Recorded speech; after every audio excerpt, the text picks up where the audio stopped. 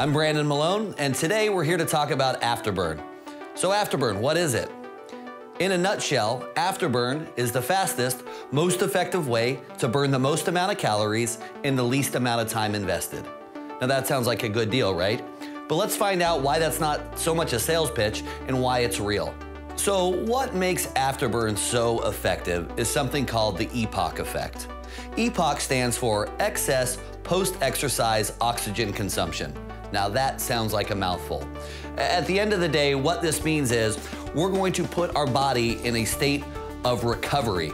When we train hard, we're breaking our lean muscle tissue down and we're filling it with lactic acid. That's where that burning sensation comes from. We also, if we keep our heart rate at 70 to 80% of our maximum heart rate, we're going to deprive our body of oxygen. When we've deprived our body of oxygen and allowed our muscles to build up with lactic acid, our body's gonna take a while to recover. So that EPOC effect is the recovery period. That recovery period can last anywhere from 16 to 24 hours. During that time, our body is repairing itself, and in doing so, we're burning a lot more calories for a longer period of time. So as I stated earlier, in order to maximize the EPOC effect, we want to make sure that our heart rate is in the 70 to 80% of our maximum heart rate range.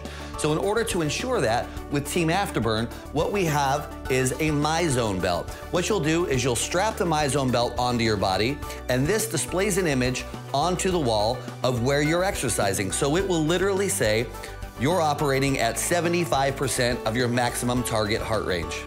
So essentially, Afterburn is working harder for a shorter period of time and getting a greater result. But you don't need to hear it from me. Let's go have a look for ourselves. So I'm standing here with one of our members. You're obviously a bigger guy who's trying to keep lean muscle tissue on. Why do you find these classes effective for your workouts?